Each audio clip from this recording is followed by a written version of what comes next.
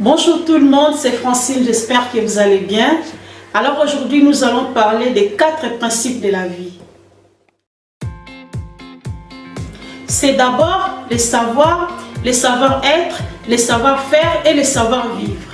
Pour bien comprendre l'émission d'aujourd'hui sur le savoir-vivre, vous devez regarder mon émission précédente où je parlais du savoir-faire et savoir-être. Je vous mettrai le lien en haut dans la barre d'infos. Dans tous les cas, je vous fais un petit résumé sur ce que je disais sur les trios principaux, qui est le savoir, le savoir-être et le savoir-faire. Voici quelques définitions liées au savoir-faire et savoir-être. Les savoirs, c'est tout ce qui est dans la tête. C'est l'ensemble des connaissances que tu as ou que tu as appris. Effectivement, le fait de connaître des choses par soi-même ou à travers d'autres personnes, c'est déjà une connaissance. Par exemple, si tu es quelqu'un d'intelligent ou si l'intelligence que tu as acquise vient de l'école ou de l'église, un conseil que tu as retenu chez tes parents de pratiquer quelque chose comme faire le ménage, cuisiner, c'est une connaissance ou tout simplement un savoir. Le savoir-être, terme communément employé pour définir un savoir-faire relationnel, c'est une façon de savoir comment se comporter ou de trouver la conduite appropriée à l'emploi considéré, c'est-à-dire avoir une attitude attendue dans une situation donnée. Nous devons savoir qu'avoir la connaissance d'une chose et savoir faire quelque chose, c'est deux choses différentes. En fait, le savoir-être, c'est dans le cœur.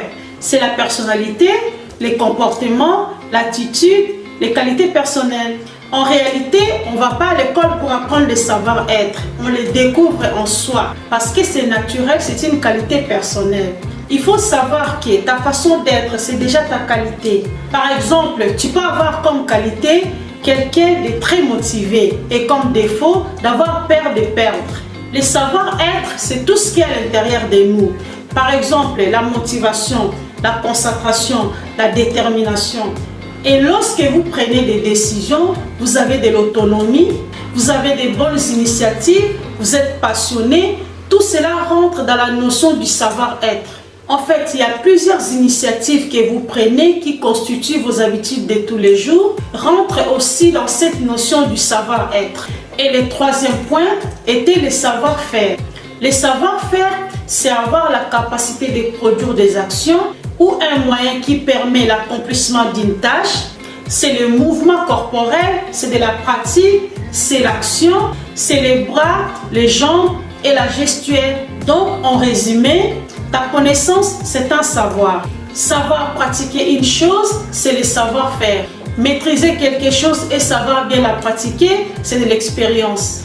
Maintenant, je vais vous expliquer le savoir-vivre. C'est quoi le savoir-vivre? C'est la civilité qui désigne un ensemble de vies en communauté telles que le respect d'autrui, la politesse, la courtoisie et la maîtrise de soi. Tout d'abord, dans le respect mutuel, vous devez vous respecter d'abord avant qu'on vous respecte. Vous devez savoir vous-même vos limites personnelles et celles des autres. Savoir qu'est-ce que vous acceptez chez les autres et qu'est-ce que vous n'acceptez pas. Cependant, il y a deux types de mettre des limites. Il y a des limites que vous devez absolument dire à la personne.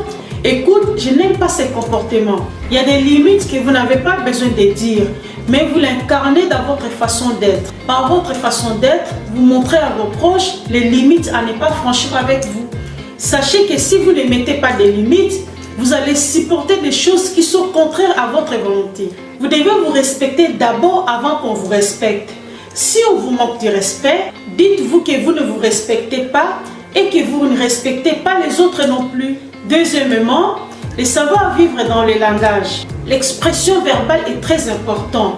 Vous devez utiliser la sagesse et avoir une bonne manière de parler à vos proches. Parce qu'il y a des gens qui ont des paroles crues. Ils ont la facilité de blesser les autres dans leur façon de parler et ça ne les gêne pas. Par exemple, il y a des gens qui ont ce pouvoir qu'avec une seule parole, vous ne dormirez pas. Avec des personnes comme ça, vous serez incapable de le pardonner. Et même si vous recommencez à vous parler, vous ne pourrez jamais oublier les paroles qu'ils ont prononcées.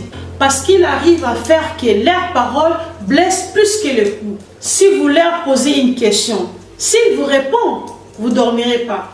Même si vous lui pardonnez et que vous recommencez à vous parler, Vous ne pourrez plus jamais oublier avec des genres de personnes comme ça. Vous préférez même une altercation physique qu'une agression verbale, car leurs paroles blessent plus que le coup. En effet, ce type de personnes, ils ont un sale caractère. Ils n'ont pas d'amour ni de remords. En troisième lieu, c'est les comportements.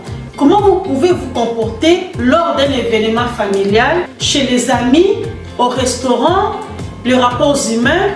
En fait, c'est le changement des comportements qui va vous faire avancer. Je donne un exemple. Vous êtes dans une fête et vous surprenez votre conjoint avec une femme dont vous avez déjà des échos. Qu'est-ce que vous allez faire? Vous n'allez quand même pas gâcher la fête d'autrui. Ce n'est pas parce que vous avez raison qu'il faut commencer à crier ou carrément se battre devant tout le monde. À partir de là, nous pouvons comprendre ça dans les bonnes manières ou la maîtrise de soi, car il y a des gens qui n'ont même pas de maîtrise. Quatrième point, vivre en communauté. C'est votre façon de vous comporter avec les autres, car il y a des gens qui sont spécialistes de fixer les gens dans les yeux de manière méprisable mais sans rien vous dire. Mais ils vont vous fixer d'une manière qui en dit beaucoup. Ils ne savent pas que ça gêne et dérange les autres, car les yeux parlent. Cinquième point, la tenue vestimentaire. Être correctement habillé. Être correctement habillé fait partie du savoir-vivre, surtout pour nous les femmes. Vous devez vous habiller correctement. En fait, la mode n'est pas un problème, mais il faut faire des bons choix dans la mode. Si une femme croit qu'en montrant son corps et qu'en restant en moitié nue, qu'elle va tirer les hommes, là elle se trompe. Au contraire, elle se rend vulgaire.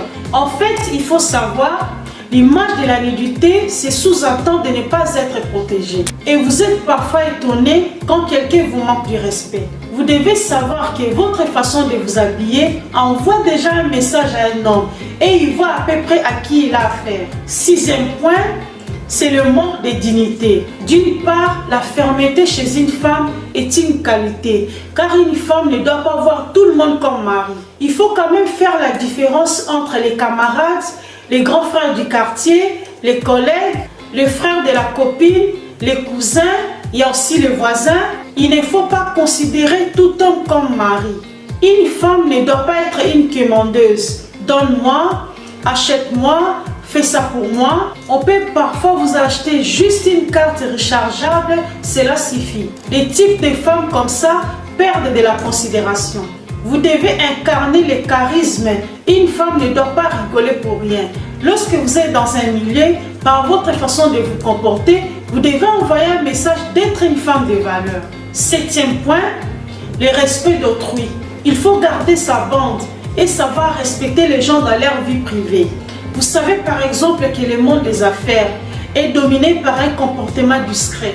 Il faut savoir garder les secrets d'autrui ou même professionnels. La vie privée est sacrée et elle doit le rester. Ce n'est pas pour rien qu'on l'appelle privée. Certaines personnes sont incapables de garder le secret. Ils ne gardent pas les secrets des gens. Et ils assument en disant « Je ne suis pas une banque pour garder des vérités dans mon cœur ». Par conséquent, vous ne pouvez pas leur faire confiance. Si vous lui confiez quelque chose, il faut savoir que tout le monde saura l'information. Si je me répète, le savoir-vivre, c'est l'ensemble des règles de vie en communauté telles que la civilité, la politesse, la courtoisie, donc ces trois en un. Lorsque quelqu'un n'a pas ces trois choses, cette personne peut devenir un sujet de conflit envers tout son entourage. À savoir les contrats de civilité, fait de ces trois choses, c'est la grossièreté, l'impolitesse et l'impudeur, mais dans le mauvais côté de l'incivilité. Donc, je continue. La courtoisie fait également partie du savoir-vivre. En effet, tout le monde n'est pas courtois. En fait, il y a des petites choses qui rentrent dans la notion de savoir-vivre, telles que aimer participer par exemple. Tu vis chez quelqu'un, mais tu ne contribues pas aux dépenses ménagères. Même un petit geste d'acheter de l'eau, tu ne le fais pas. Autre exemple, on t'invite au restaurant. Tu te fais payer comme un enfant, alors que tu es très bien habillé. Tu vas dans une fête. Non seulement tu es venu en retard, et tu es venu sans cadeau, mais très bien habillé. Ce n'est pas très élégant. En fait, tu n'apportes rien dans ton entourage. Il ne faut pas aimer la gratuité, les chèques en blanc. 9e point, un arrogant. Les arrogants, ce sont des personnes très ridicules. Elles sont insolentes, très impolies. Elles confondent l'impolitesse à la vérité. n'ont pas de manière ni de savoir-vivre. Un arrogant a du mal à demander pardon aux autres, il a du mal à s'excuser. Lorsque vous avez fait du mal à quelqu'un, la moindre des choses, c'est de s'excuser et ça apaise l'autre. Il ne faut pas faire comme si rien n'était ou s'en foutre carrément. S'excuser diminue la colère de l'autre. Un autre point, la maîtrise de soi, la colère. Effectivement, il arrive à tout le monde d'être en colère. Lorsque vous voulez vraiment vous énerver, il faut regarder l'environnement. Tu es venu faire quoi? Car il y a des gens, lorsqu'ils sont en colère, vous ne pouvez pas les calmer. Ils réagissent et prennent des décisions en colère. Ils sont capables de tout casser et ils regrettent par la suite. Apprenez à vous supporter et à avoir la compréhension. En outre, il y a des gens qui soupçonnent les autres. Effectivement, ils ont vu quelque chose. Et à partir de cela, ils tirent des conclusions hâtives et s'imaginent des choses qui ne sont pas vraies. Lorsque vous êtes une personne qui soupçonne trop les autres, vous manquez de confiance en vous. De surcroît, certaines personnes ont l'esprit de division. S'ils débarquent dans un groupe, ils doivent toujours diviser les gens afin de mieux régner. Ils sèment les troubles. Ils détruiront très facilement ceux qui n'arriveront jamais à construire. Et ils ne savent pas tous les efforts que tu as fournis pour construire ces projets. Exemple, quelqu'un a pris tout son temps pour construire un groupe. Pendant 5 ans, 10 ans, il a construit une idée, un objectif, une église, une réunion, un couple, une famille. Et bien cette personne va tout faire pour les diviser, les bousiller, voire les faire disparaître. Il y a aussi autre point, la tolérance. Tout le monde n'est pas tolérant. Écouter son proche, c'est aussi dans le savoir-vivre. Exemple, savoir écouter les autres. Il n'y a pas que toi qu'on doit écouter. En effet, d'autres personnes se sentent très supérieures aux autres. Ils aiment se voir au-dessus des autres.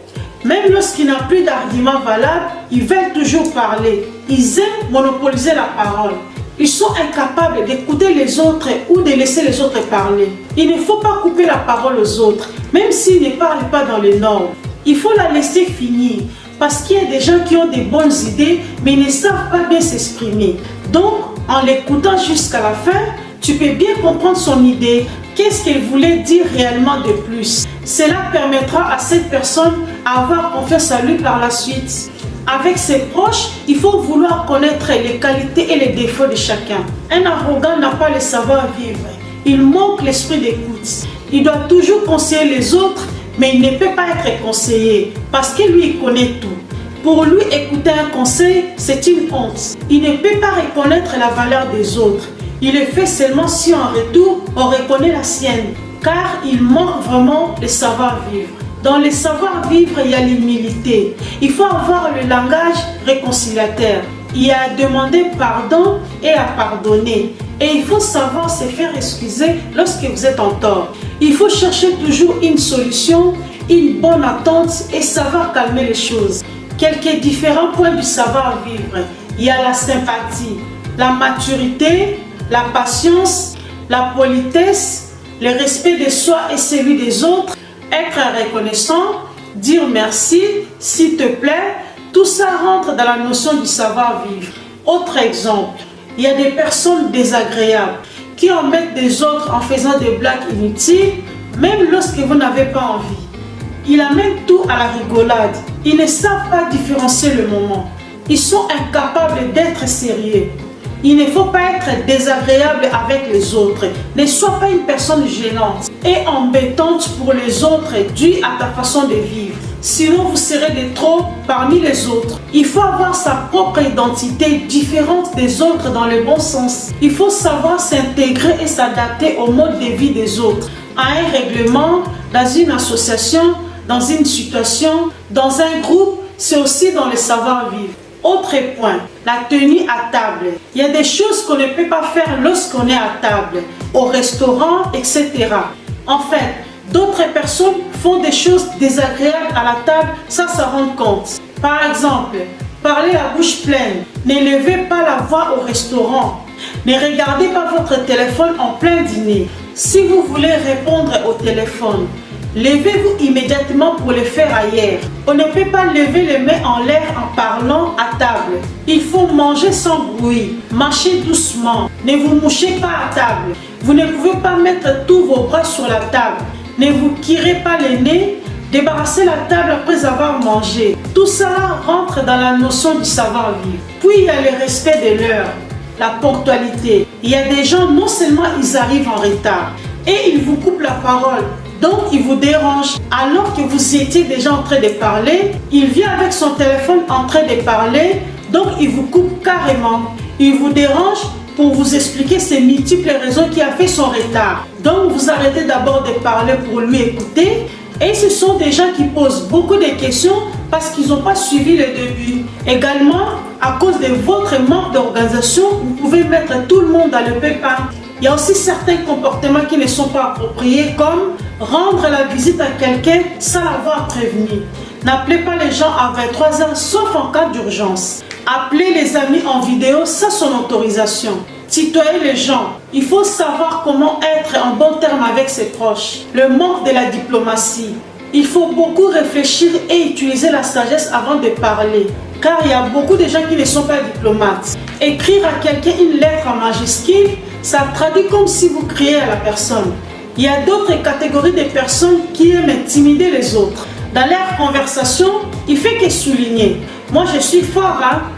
Moi, je ne rigole pas. Hein. J'ai déjà mis quelqu'un à l'hôpital, attention. Hein. Il y a aussi des gens qui ont la facilité de critiquer et de juger les autres pour rien. D'autres exemples. Lorsqu'une personne vous prête son téléphone pour que vous regardez une photo spécifique, vous regardez par la suite toute sa galère sans son autorisation. C'est très inapproprié aussi. Vous demandez le téléphone de quelqu'un pour faire un appel par exemple. Soyez bref. Ne parlez pas pendant plusieurs minutes. Un autre cas, on vous montre un message. Ne lisez pas tous les messages. Apprenons à nous améliorer. Voilà, c'est la fin de la vidéo. J'espère que la vidéo va vous rendre service. N'hésitez pas de vous abonner, de liker et de me laisser un petit commentaire. C'était le conseil d'une grande dame. Ciao!